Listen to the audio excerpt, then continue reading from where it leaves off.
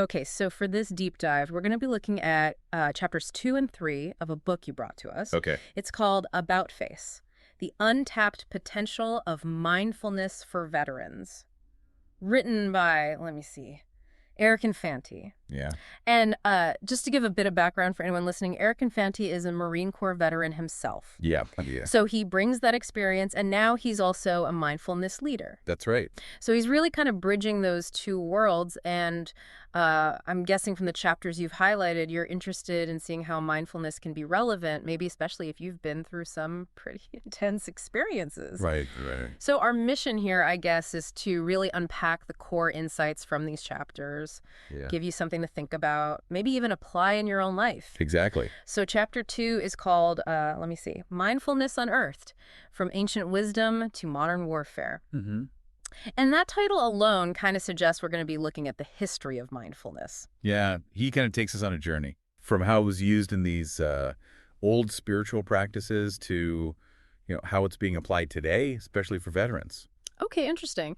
So he's trying to show how something, from way back then can be relevant for veterans today.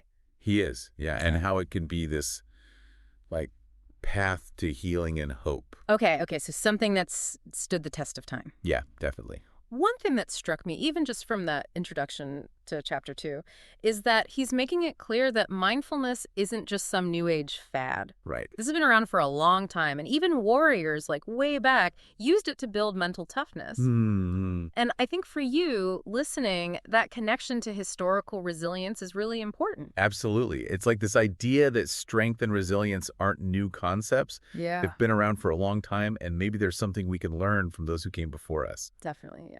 Okay, so then chapter 3 is called The Science of Healing, How Mindfulness Rewires the Veteran Brain. Right.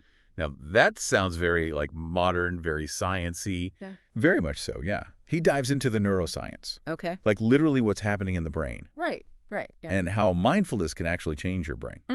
Okay, so not just a feeling, but actual physical changes. Yeah, and how those changes can lead to healing, Okay. especially for veterans dealing with, the invisible wounds of war, but also for anyone facing stress, really.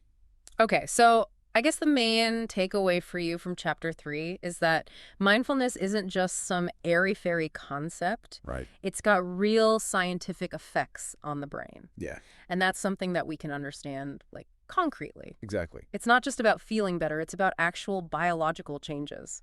That's right. Okay, well, let's unpack all of this, starting with chapter 2. That was good. And this idea of mindfulness unearthed.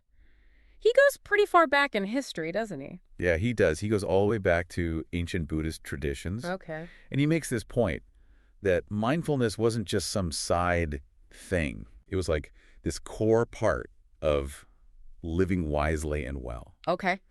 And it was about cultivating this inner peace and awareness Yeah. of the present moment. Okay. And that meant letting go of past regrets and anxieties about the future. Right, being fully present. Exactly. And that wasn't just for people living in monasteries, right? Oh, no, not at all. He makes it clear that even ancient warriors and scholars found it essential. Yeah, think about it. You're on a chaotic battlefield. Right. Or you're under this intense pressure to study and learn. Right. Having that inner stillness, that anchor of calm, would be so crucial. Yeah, I can see that. And I think that's something really important for the listener to consider. Okay. Just like those figures from the past needed that grounding, Right. veterans and anyone facing modern pressures can also benefit from mindfulness. It's like that common thread across time. Exactly, yeah. What I found really interesting is how he connects that history to other cultures, too. Mhm. It's not just Buddhism. He brings in examples from samurai, knights, even tribal warriors. Yeah, what's fascinating is that they all valued mental strength. Right. And for them, it was as important as physical strength. Right. And mindfulness, in its different forms, was like this mental armor. Yeah. It helped them deal with the psychological impact of conflict. And I guess that sets the stage for how we see mindfulness today. Yeah, it does. Because while warfare has changed, veterans still face a battle. Right, but it's a different kind of battle now. Okay. It's more internal. It's fought within the mind. Okay.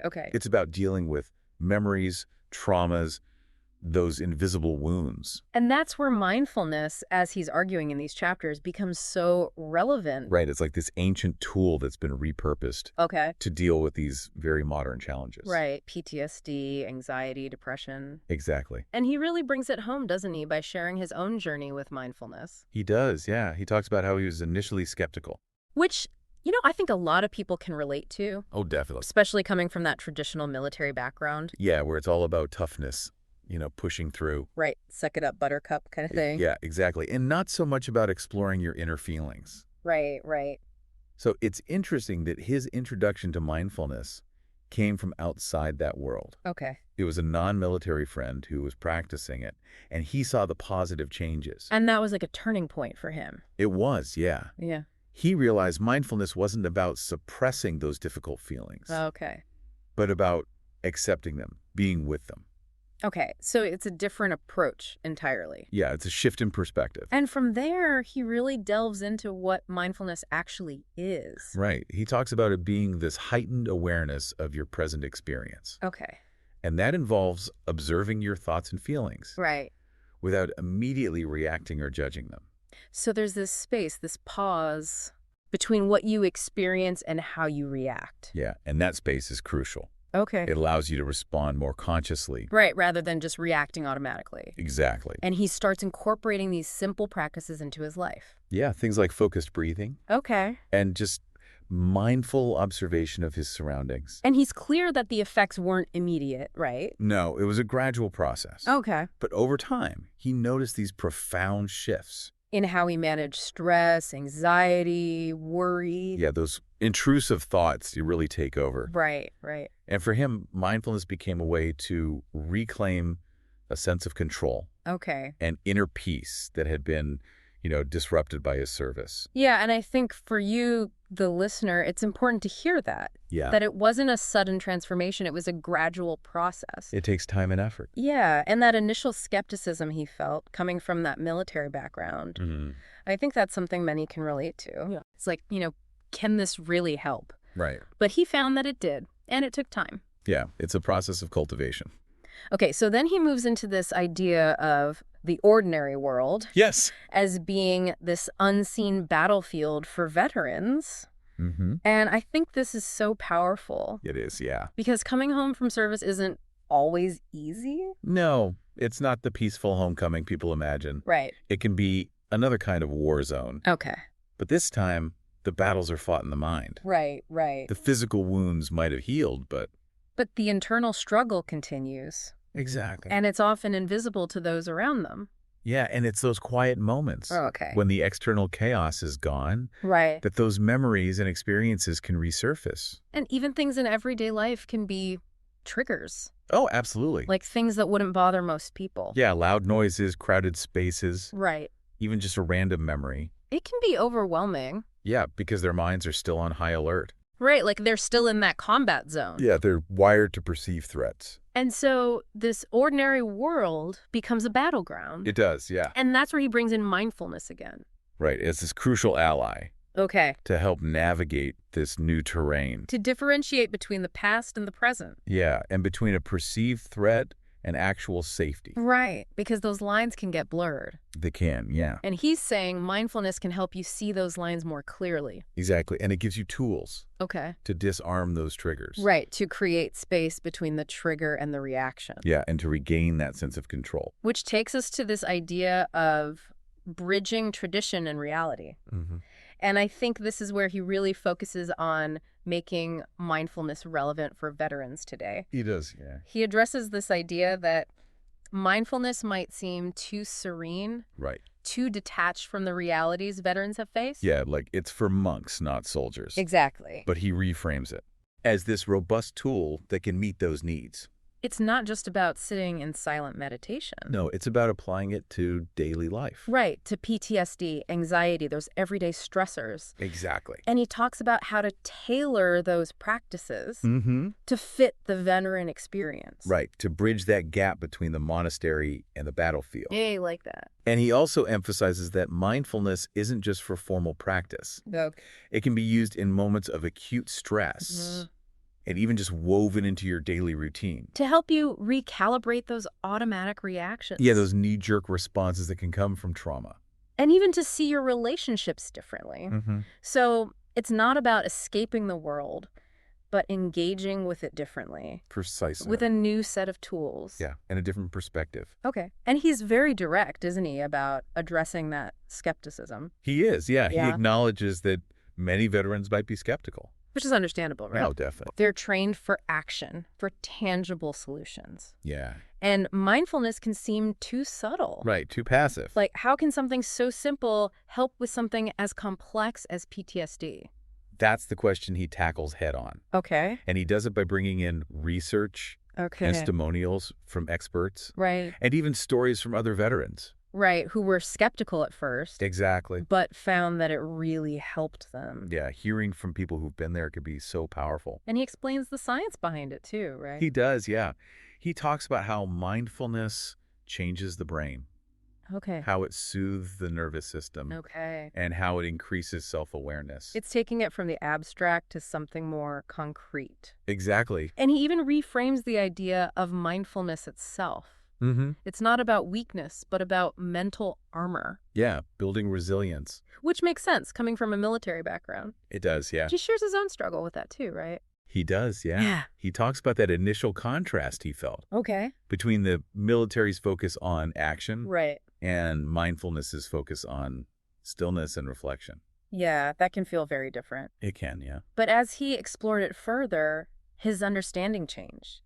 He realized it wasn't about inaction or escapism, right, but about consciously engaging with the present moment. Yeah, observing what's there without judgment. And he realized those skills, attention, emotional control, awareness, they're actually valuable in life after service. They are, yeah. And as he practiced it, his doubt turned into acceptance. Yeah, because he experienced the benefits firsthand. Which I guess leads us to the practical part. Right. How do you actually start a mindfulness practice? Yeah, good question. He shares his own approach, which sounds pretty accessible. Yeah, he started out just experimenting. Okay. Trying things like focused breathing and mindful observation. Okay. But as he saw the benefits, it became part of his routine. And he talks about being able to pause before reacting, which is huge, especially if you're used to reacting impulsively. It is, yeah. It's like creating that space between stimulus and response. Right. And that's a key benefit of mindfulness. But he also acknowledges the challenges. It does, yeah. Like making time, sitting still, wondering if it's working. Right. Those are very common barriers. And I think that's important for listeners to hear. Yeah. Because it's not always easy. It's not, no. And he emphasizes the importance of perseverance. Understanding that change takes time. Yeah. But he did see improvements. He did, yeah. In managing stress, worry, those intrusive thoughts. Right. And even in his relationship. Yeah, he was more present, less reactive. Right. And that led to better interactions. And for veterans, that sensitivity to triggers can be a big issue. It can, yeah. But he found that even that started to lessen. He could recognize the triggers. Yeah. Understand them. And release them without being overwhelmed. So it was this journey. It was, yeah. From curiosity to a consistent practice. And it changed his life. It did, yeah. But it took determination, patience, persistence. Right. And the rewards were huge. They were, yeah. Greater balance, more control, more inner strength. And then at the end of chapter 2, he introduces some practical exercises. Okay. To help deepen that connection to mindfulness. So he's giving you actual tools to use. He is, yeah. And these are specifically designed for veterans to address those unique aspects of healing. Right. So it's about expanding that toolkit with a variety of techniques to build resilience, emotional regulation, personal growth. Exactly. And he outlines a few specific ones. He does, yeah. Like the body scan for tension release. Okay, tell me about that one. So it takes about 20 to 30 minutes. Okay. You lie down, close your eyes, and start with some deep breaths. Then you slowly bring your attention to different parts of your body. Okay. Starting with your toes and moving up towards your head. And what are you doing while you're focusing on each part? Just noticing any sensations. Okay. Like tension, tightness, discomfort. Okay. And you visualize your breath flowing into those areas. Right, and with each exhale, imagine that tension releasing. Exactly, like it's being washed away. So it's about connecting with your body Yeah. and consciously relaxing those tense areas. Okay, what's another exercise he mentions? He talks about gratitude meditation. Okay. This one's shorter, maybe 10 to 15 minutes. Okay. You sit comfortably, close your eyes, and again, start with deep breaths. Okay. Then you bring to mind 3 things you're grateful for that day. Okay, so like a gratitude list. Yeah, but the key is to really feel the gratitude, Okay. not just list them off. Right. Focus on why you're grateful for each thing. Okay. And really let those feelings fill you up. Okay, interesting. What's the last one he highlights? The last one is visualization for goal setting. Okay. He also calls it future self-visualization. Okay. This one's a daily practice, about 10 minutes. Okay. You sit comfortably, close your eyes, and imagine yourself in the future. Okay. But specifically, you imagine achieving a goal. Okay, so you're picturing yourself succeeding.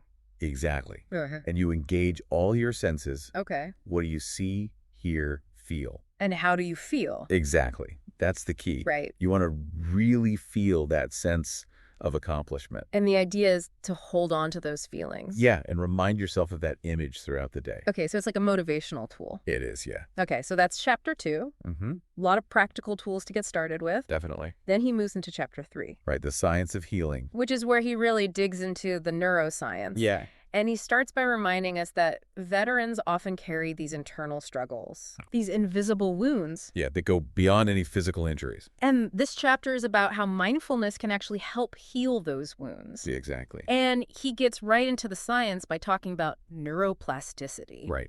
Which is, like, mind-blowing to me. It is, yeah. The brain's ability to change, to rewire itself. Mm-hmm. And that's huge for veterans, right? It is, yeah. Because their brains might have adapted to combat. Right, to that hypervigilance, the stress response. But neuroplasticity means that the brain can adapt again. Yeah, to cultivate peace, calm, even joy. Through mindfulness. Exactly. So it's not a fixed state. No, there's always potential for change. And he goes into the research, right? He does, yeah. He talks about brain imaging studies Okay. showing how mindfulness meditation actually changes brain activity. So it's not just a theory? No, there's real evidence. And what does that evidence show? It shows that mindfulness strengthens certain areas of the brain, like the ones involved in emotional regulation, attention, self-awareness. Okay. And it also reduces activity in the amygdala. Which is that fear center, right? Yeah, the one that's often overactive in PTSD. And these changes aren't just happening in a lab. They Right. translate into real-world benefits. Exactly. Like reduced anxiety, less depression, improvement in PTSD symptoms. Yeah, so it's not just about feeling better. Right. It's about actual neurological changes. And he talks about the neurochemicals too, right? Yeah, does, yeah. He talks about serotonin and dopamine. Which are those mood stabilizers, right? Mm-hmm. And stress and trauma can mess with those chemicals. Yeah, they can create imbalances. But mindfulness can help balance them out. Right, it can help restore that balance. So it's like lifting that fog of war. Yeah, exactly. And he's clear that this isn't a quick fix. No, it's not a magic bullet. It's a lifelong practice Mm-hmm. for sustained mental health. Yeah, And he provides those practical exercises to help you along the way. he does, yeah. And then he makes this call to action, doesn't he? He does, yeah. He calls for veterans, therapists, healthcare providers, Okay. even policymakers. To recognize mindfulness as a legitimate healing approach. Yeah, to embrace it. And he backs it up with the research. Mhm, It's yeah. like he's saying, this is real, this works. Exactly. And then he takes an even deeper dive into that mind-body connection Right. with this call to understand. Yeah, where he really focuses on neuroplasticity. And he shares his own personal motivation for exploring this, Mhm. like why he was drawn to this concept. Yeah, it's very personal for him. And he points out how military service, combat, can really change the brain. It can, yeah. It can lead to those heightened stress responses, PTSD. Mm-hmm. So veterans might experience that as increased alertness, anxiety, Yeah, even in safe environments. and strong reactions to certain things. Right, things that might trigger memories. And understanding how their service changed their brains Yeah. can help them understand their reactions. Exactly. But the good news is the brain can change again. That's right. That's the key takeaway. And that's where mindfulness comes in Mm-hmm. as a way to harness that neuroplasticity Yeah, to rewire the brain. through those practices we talked about. Right, breathing exercises, meditation, awareness of thoughts and feelings. And those practices can create new neural pathways that balance out those stress reactions. Right, leading to relaxation, more control, less anxiety. So it's a long-term process. It is, yeah. But it can lead to lasting changes in the brain. Exactly. And he shares his own experience with that, how he saw these improvements in managing stress, his mental health. Yeah, it was gradual, but it was real. And each practice, each moment of mindfulness was contributing to that rewiring. Right, to that healing process. And then he goes into the specific impact on the amygdala. Yeah, the mindfulness connection. And that's that area involved in fear and worry. Right. Yeah. And it's often overactive in trauma survivors. And he says mindfulness can actually reduce that reactivity. It can, yeah. There's research to support that. And for him, that was like a light bulb moment. It was, yeah. Because it explained his own experiences. The calmness, the reduced stress, the less worry. Right, it wasn't just subjective. It was reflected in his brain activity. Exactly. And he talks about the broader implications of that. He does, yeah. Not just for veterans, but for everyone. Right, because reducing amygdala reactivity can help manage PTSD, anxiety. Right. And just generally improve well-being. So it's like you're taking control of your brain. Yeah, and your emotional state. And that's empowering. It is, yeah. Okay, then he talks about bridging the gap between experience and science. And here he focuses on the prefrontal cortex. Yeah, the command center of the brain. And he says mindfulness can actually improve its functioning. It can, yeah. And that made sense to him based on his own experience. Right, the clearer thinking, better decisions, more emotional control. So it's not just about relaxation. No, it's about changing those neural connections. Right, improving that control over the fight or flight response. And learning about the science motivated him even more. Yeah, it made it more real, more tangible. And he even started incorporating other brain-healthy habits. Right, like exercise, diet, sleep. Recognizing that it's all connected. It is, yeah. The mind and body are one. Exactly. And mindfulness was like the starting point for a more holistic approach to well-being. Yeah, it's like a ripple effect. And he makes it clear that for veterans, this understanding is key. It is, yeah. It's not just about stress relief, but about healing and recovery. Right, and it's empowering. Because it gives them back control over their brains and their emotional health. Exactly. And that's a powerful message. It is, yeah. So then he goes into neuroscience as guide, kind of summarizing those key brain areas. Yeah, reiterating the importance of understanding the science. Right, because it explains how mindfulness works. Exactly. And it validates those positive changes. The reduced stress, the increased happiness. Right. It's not just a feeling. No, there's a biological basis. And that can strengthen your commitment to the practice. Definitely, yeah. Okay, then he revisits that idea of brain plasticity in the brain's plasticity and mindfulness. Right, really emphasizing that the brain can change. And that's central to understanding how mindfulness works. It is, yeah. And he talks about neuroimaging again, right? He does, yeah. Like fMRI and EEG. And those technologies allow you to see brain activity. Right. In real time. So you can actually see how mindfulness changes the brain. Yeah, it's amazing. And what do those studies show? They show increased activity in the prefrontal cortex. Which is that command center involved in decision-making, planning, emotional control. Right. And they also showed decreased activity in the amygdala, Yeah. the fear center. So it's like mindfulness is